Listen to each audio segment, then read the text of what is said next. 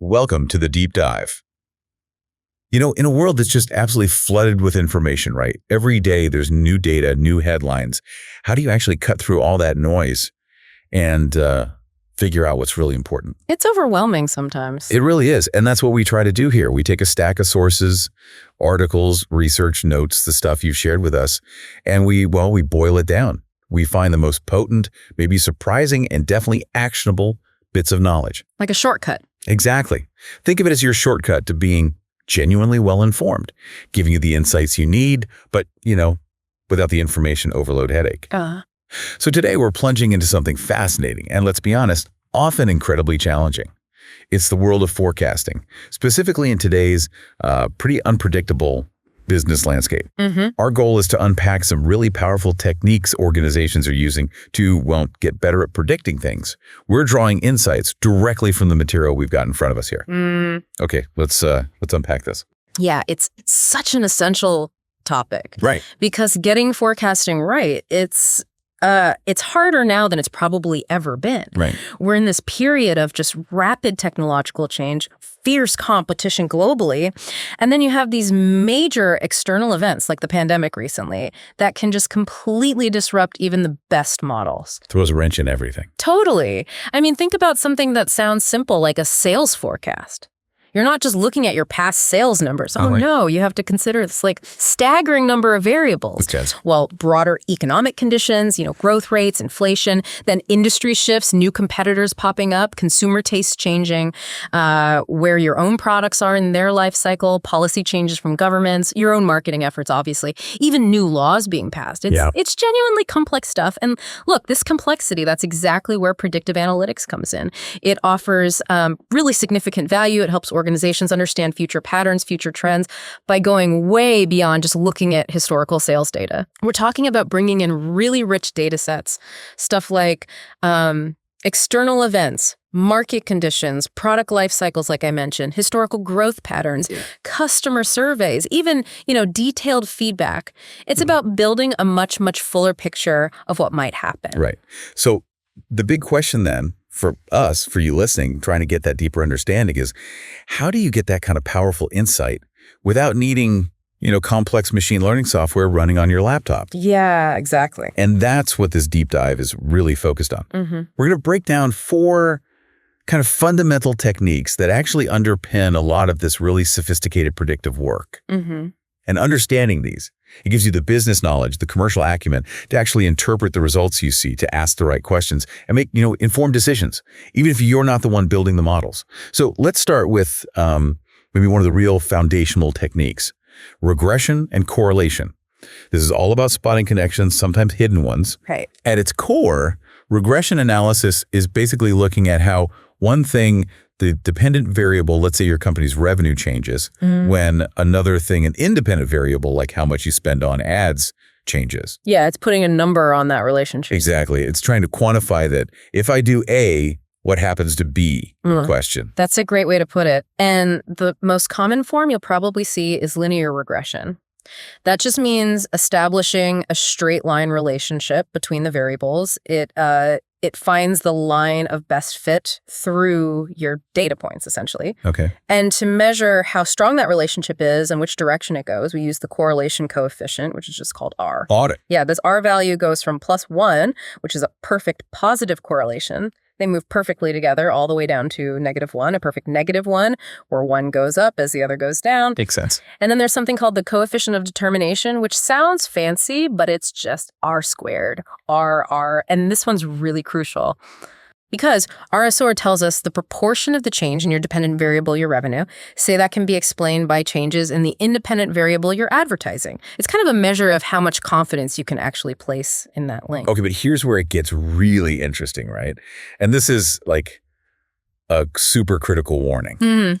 Big caveat. Yeah. Just because 2 things correlate, even strongly, it absolutely does not mean one causes the other. Correlation is not causation. That's the mantra. It's such a classic pitfall, so easy to fall into. And the NeanCo example from the sources, it illustrates this perfectly. Tell us about NeanCo. Okay, so NeanCo saw this positive correlation, right, between their advertising spend and their revenue. Made sense on the surface. Their regression analysis even gave them a formula. Y equals 107.43x plus 6,649. Here, x is the number of adverts, y is the revenue in thousands. Okay, specific. Very. And using this, they forecasted, I think it was $19,541,000 in revenue if they ran 120 adverts. Seems straightforward. But here's the kicker. Their watt was 0.80. So 80%. Exactly. Which means only 80% of the changes they saw in revenue could actually be explained by advertising spend. That leaves a full 20% just unaccounted for due to other factors. Wow, okay. So one-fifth is just something else. Right. And what's really fascinating here, when you look deeper into their data, there was this significant outlier. One period, they ran 115 adverts, slightly fewer than the 120 in the forecast, but they pulled in $25 million in revenue. Whoa, way higher than the forecast. Way higher. The model would have predicted only around $19 million for that level of advertising. So this isn't just, a statistical blip. It's a really stark reminder that even with models that look solid, real-world stuff, maybe a unique marketing campaign that quarter, competitor actions, maybe just good old human intuition making a difference that holds the missing piece. Okay. It really teaches us to always look beyond just the formula. Ask, what else could be going on here? What hidden variable might be driving that 20% the model couldn't explain? Right. Relying on just one independent variable, like advertising for forecasting, it's pretty unrealistic in most complex business situations. Predictive analytics software can account for a whole range of factors, but your thinking needs to as well. You need to be critical. So the takeaway isn't just about the math, it's about using this as a lens, right? To critically look at any simple correlation someone throws at you. Ask those deeper questions. Absolutely. Okay, so we've seen how even simple-looking relationships can be tricky. But what about data over time, especially when it's not a straight line, maybe it has ups and downs, like seasonal businesses? Oh, yeah. Good transition. So what does this all mean for, say, Jepsco? Their business is super seasonal. This brings us to technique number 2, time series forecasting. Exactly. Time series analysis is designed for precisely that situation. It's about recognizing that data often has two things going on. An underlying trend, like, are things generally going up or down over the long term? Okay, the overall direction. Right. But also, these recurring patterns, especially seasonal variations that repeat over a fixed period, think quarterly sales spikes for a retailer, or maybe monthly dips. Right, like ice cream sales in winter. Perfect example. So this technique establishes both the trend and the seasonal pattern and then uses them together for making predictions. A common way to find the trend is using moving averages. Moving averages? Yeah, it basically smooths out the short-term bumps and wiggles the noise to reveal that underlying direction more clearly. Got it. So the Jepsco example. They're in events and hospitality, which, as you said, is highly seasonal. Very. And their CFO needed a sales forecast for the first quarter of 20x6. The sources say their underlying trend was calculated as going up by $500 per quarter. Steady increase. Okay. And their last calculated moving average, which was for the second quarter of 20x5, stood at $261,500. Right. And on top of that trend, they had these seasonal adjustments figured out for Q1. It was either subtracting $79,000 if they used an additive model or multiplying by 0.70 if they used a multiplicative model. Okay, let's walk through that calculation for 20x6 Q1. First, we project the underlying trend forward. The last moving average was for 20x5 Q2, right? Yep. And we want 20x6 Q1, that's, let's see, Q3, Q4, Q1, 3 periods later. 3 quarters, yeah. So we take the last moving average, $261,500, and we add the trend for those 3 periods. So that's $500 times 3. $1,500. Right. So $261,500 plus $1,500 gives us an underlying trend value projected out to $263,000 for Q1 20x6. Okay, that's the baseline. That's the baseline trend. Now, we apply the seasonality. With the additive model, it's simple. You just subtract that fixed dollar amount. $263,000 minus $79,000. That gives a forecast of $184,000. Straightforward. The multiplicative model, though, it applies a percentage adjustment, that 0.70 multiplier. This means the seasonal effect scales up or down with the trend itself, which can often be more realistic. Right. A percentage dip feels more likely than a fixed dollar dip if overall sales are higher. Exactly. So $263,000 times $184,100. Very close in this case, but conceptually different. But this does raise a really important question, doesn't it? The core assumption, the bedrock of time series, is that the past is a decent indicator of the future. Which isn't always true anymore. Precisely. In today's world, things change fast. So you always need to critically assess, are these genuine, repeatable patterns? Or are they just random fluctuations or maybe outliers caused by something unusual? Especially when external changes, big uncertainties, can just invalidate what looked like a solid trend from the past. So again, judgment is key. The past is a guide, not a guarantee. Never a guarantee. Okay, so sometimes it's not just about predicting what might happen, but figuring out how likely different things are to happen, putting odds on it, quantifying the uncertainty. Right. And that brings us to a really powerful technique for weighing up risks and opportunities: expected values. Indeed. This is a crucial part of predictive analytics. It's not just about listing possible future outcomes. It's also about identifying the likelihood, the probability of each of those outcomes actually occurring. And the expected value is basically the anticipated financial result you'd get on average if you could repeat the situation many times. You calculate it by multiplying the value of each potential outcome, like profit or cost, by its probability, and then you just sum all those results up. And the main use for this? It's really useful for evaluating different options, different courses of action. If you're looking at potential sales or income, you generally choose the option that has the highest expected value. Makes sense. Aim higher. Right. And if you're forecasting costs, well, then you'd obviously aim for the option with the lowest expected value. It helps you make a calculated choice when you don't know for sure what will happen. Okay, let's make this concrete. The Mubix cereal example. Ah, yes, Mubix. Yeah. So they're launching a new cereal in this place called Deland, which has 10 million households. Big market. Decent size. And their test market research suggested two possible selling prices: either $2.50 per packet or $3 per packet. Okay, a price decision. Exactly. And the research didn't just stop there. It gave detailed estimates for different penetration rates, like what percentage of households would actually buy it, and also the likely purchase frequencies, how often they'd buy it for each of those price points. So different demand scenarios. Precisely. For instance, the data suggested that at the $2.50 price point, maybe 2% of households would buy, with various probabilities of buying multiple packets a year. Crunching all those numbers led to an annual revenue forecast of $15,275,000. Okay, 15.25 million. Roughly. But at the $3 price point, the penetration dropped to only 1.5% of households, and the purchase frequencies also changed, leading to a lower forecast revenue of $12,712,500. Ah, so quite a drop for just a 50-cent increase. A significant drop. And if we connect this back to the bigger picture, what does this data really show? It clearly indicates that demand for Mubix is elastic. Elastic meaning sensitive to price. Very sensitive. That relatively small price hike from $2.50 to $3 caused a disproportionately large drop in the quantity people were willing to buy, and therefore in the total revenue expected. So the recommendation would be? Go with the lower price, sell at $2.50, and budget based on that expected revenue of $15,275,000. That's right. But here's the crucial takeaway you mentioned. Yes, an expected value is exactly that, an expectation. It is absolutely not a guarantee of the actual results you'll see. It's an average over many trials, sort of. Sort of, yeah. The real insight here isn't just picking the highest number. It's understanding that you're making a calculated bet based on the probabilities you have. You're managing risk. You're acknowledging that, external factors could always shift the odds later on. So it helps you prepare for different possibilities, not just the one best guess. Exactly. You're managing uncertainty, not eliminating it. Okay, that's a really profound point. It's about making the smartest bet given the odds. Right, so for our final technique, let's look at something we all use all the time. Averages. Ah, the humble average. Yeah.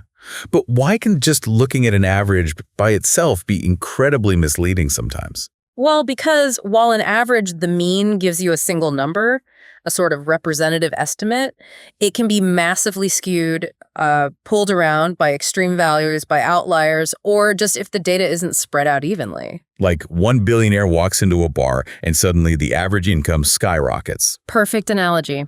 That's exactly it. And this is where standard deviation comes in. It provides that absolutely essential context. So standard deviation, it basically measures how spread out the data is, right? How clustered or dispersed it is around that average, around the mean. Precisely. It tells you about the spread. And what does that tell us in practice? Well, a low standard deviation means your data points are all bunched up tightly around the mean. So in that case, the mean is actually a pretty good representation of the typical data point. Okay, consistent data. Right.